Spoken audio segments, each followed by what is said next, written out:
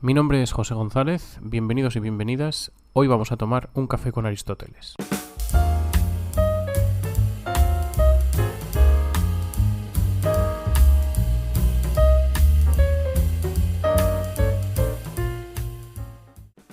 En el siglo III después de Cristo vivió el historiador y doxógrafo Diógenes Laercio, probablemente bajo el reinado del emperador romano Alejandro Severo.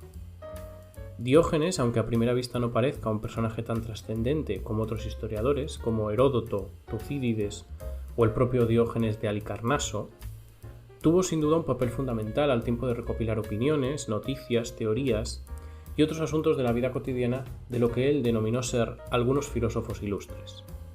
La obra que ocupa este primer episodio es sin duda celebérrima entre los historiadores de la filosofía, además de ser, me atrevo a asegurar sin mucho temor a exagerar, el texto más conocido de Diógenes Laercio.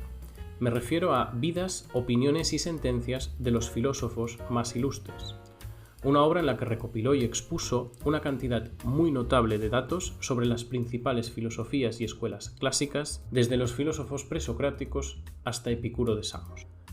Para hacernos una idea de la utilidad de la obra de Diógenes, merece la pena que repasemos muy brevemente cuál es la estructura de su trabajo. Esta obra, como es habitual en los textos clásicos, se divide en 10 libros, cada uno dedicado, más o menos, a una escuela o a un autor relevante de la filosofía clásica. Por ejemplo, en el libro primero se explican las biografías y teorías de los 7 sabios de Grecia, de entre los que merece la pena destacar la presencia de Tales de Mileto, de Epiménides, de Solón, famoso legislador ateniense, o de Quilón, un sabio lacedemonio. El libro segundo está dedicado a repasar la figura de Sócrates y de sus discípulos, pero a todos menos a uno, a Platón, al que Diógenes le dedicará el libro tercero y cuarto de la obra.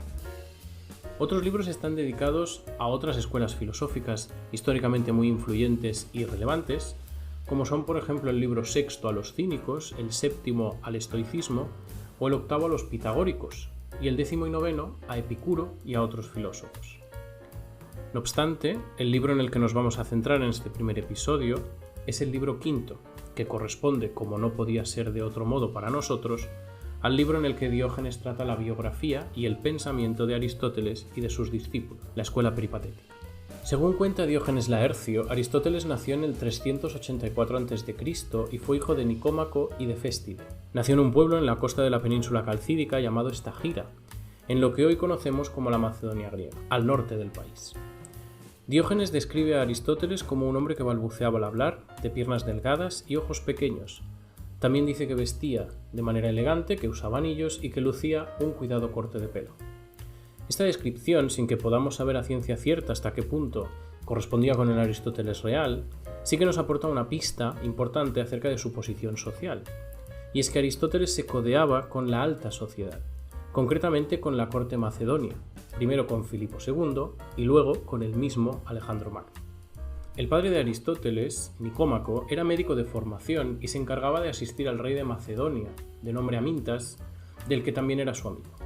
Amintas fue el padre de uno de los reyes macedonios más importantes de la historia, Filipo II, padre a su vez de otro importantísimo rey macedonio, Alejandro Magno.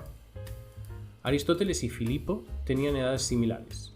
El filósofo nació, como hemos dicho, en el 384 a.C. y Filipo lo hizo en el 382, lo que facilitó que entablaran amistad durante las visitas que Aristóteles hacía a Pela, la capital del reino de Macedonia. Cuando Nicómaco murió, Aristóteles quedó a cargo de Próxeno, quien se encargó de enviarlo a estudiar a Atenas, concretamente a la Academia de Platón. La Academia de Platón era una escuela de filosofía fundada en el año 386 a.C.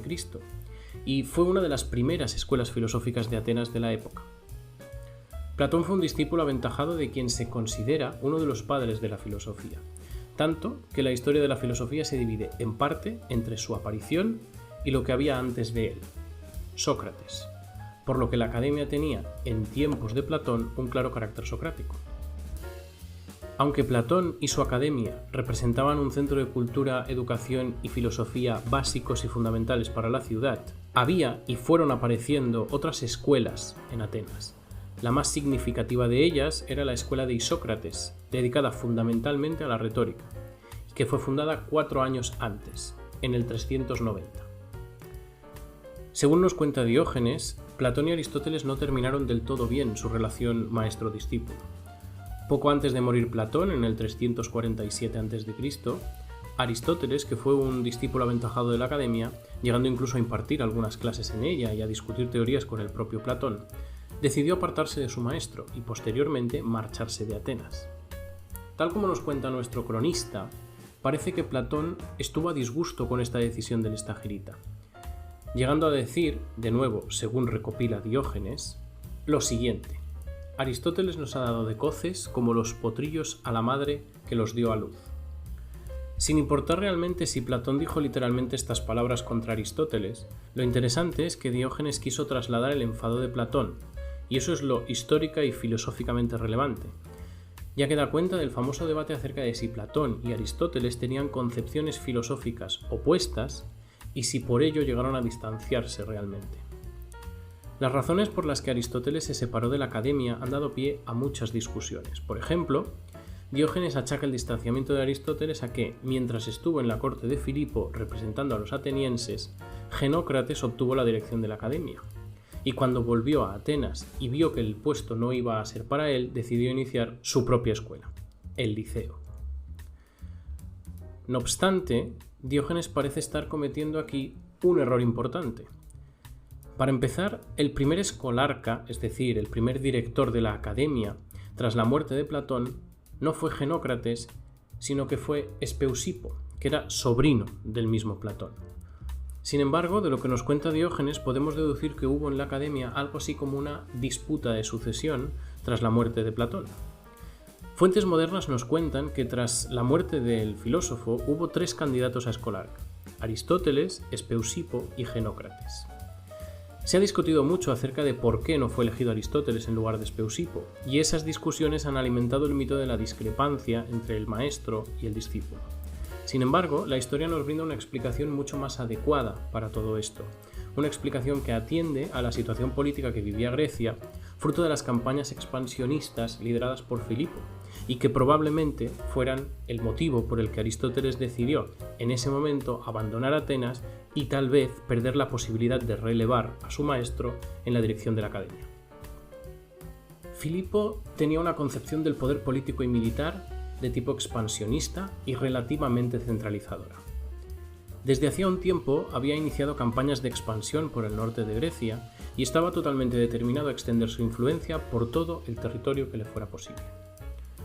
Cuando Platón muere y Aristóteles decide marchar de Atenas, los enfrentamientos entre esta polis y el reino de Macedonia ya llevaban algo más de una década en activo.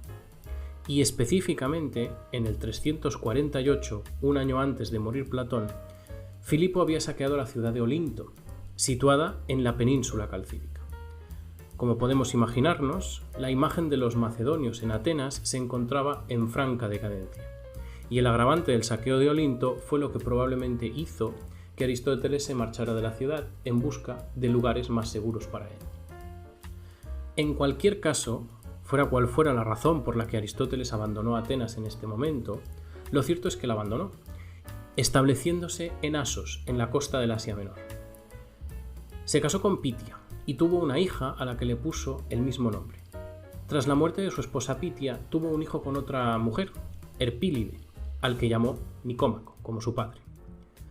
Aristóteles vivió primero en Asos y luego en Mitilene, hasta el año 343 a.C., cuando Filipo lo mandó llamar a la corte de Macedonia con el objetivo de confiarle a él la educación de su hijo Alejandro. Aristóteles instruirá a Alejandro durante 2 o 3 años, y en el 335 a.C. volvería a Atenas, donde viviría los siguientes 12 años, tiempo en el que fundará y dirigirá su propia escuela de filosofía, el Liceo. El sentimiento antimacedonio que se respiraba en Atenas se mantuvo latente y se fue apaciguando con el paso de los años. Sin embargo, tras la muerte de Alejandro Magno en el 323 a.C., este sentimiento antimacedonio resurgió en Atenas. Esto forzó el último éxodo de Aristóteles de la ciudad, a los 61 años, estableciéndose en la isla de Eubea, en Calcis, donde acabaría muriendo a la edad de 62 años.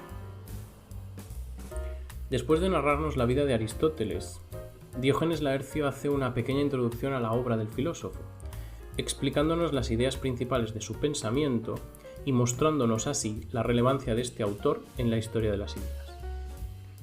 Aristóteles escribió acerca de casi cualquier ámbito del pensamiento humano, desde la biología hasta la política, de la lógica a la metafísica, pasando por la física, la ética, la retórica o la poética. Según dice Diógenes, el filósofo escribió 445.270 líneas, lo cual, más allá de que esta cifra sea realmente exacta, da muestra de lo prolífico que fue Aristóteles y de la importancia que tuvo para el desarrollo del saber del ser humano en general.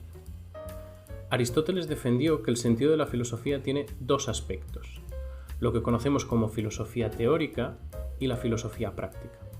La filosofía teórica fue para Aristóteles un estudio necesariamente previo y fundamental.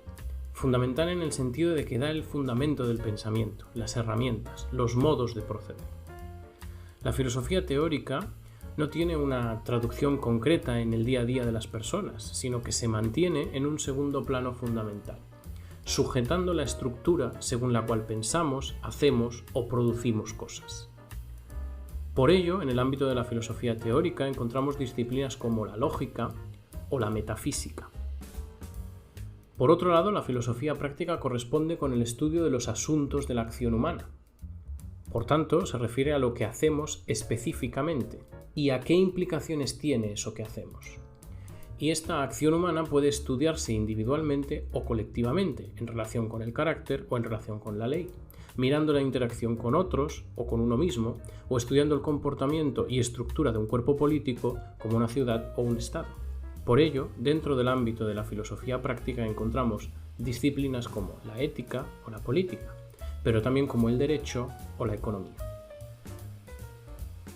En las últimas páginas del libro dedicado a Aristóteles, Diógenes recopila las ideas principales de la filosofía del autor, aquellas que han sido las más influyentes para otros autores y corrientes posteriores. Por ejemplo, Diógenes nos presenta las obras de dialéctica y lógica, como los tópicos y los analíticos primeros y segundos, y nos dice que en esas obras Aristóteles mostró cómo construir correctamente argumentos, inferencias o silogismos. Diógenes también recoge las nociones principales de la ética aristotélica, el concepto de virtud, el de felicidad o el de bien. Define también la amistad como una relación de benevolencia recíproca y sus especies, es decir, las que se basan en el interés, en el placer o en el carácter.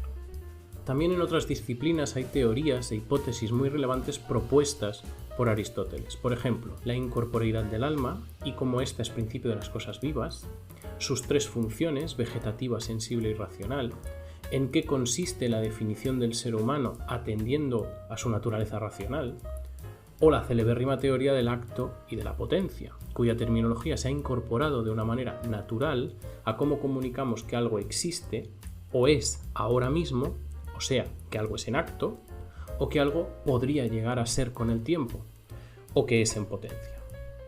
En definitiva, Aristóteles fue y es uno de los filósofos más relevantes de la historia del pensamiento occidental, y sus escritos han servido y sirven a pensadores posteriores como fuente de inspiración, como punto de partida o como parte de la solución a complejos problemas modernos.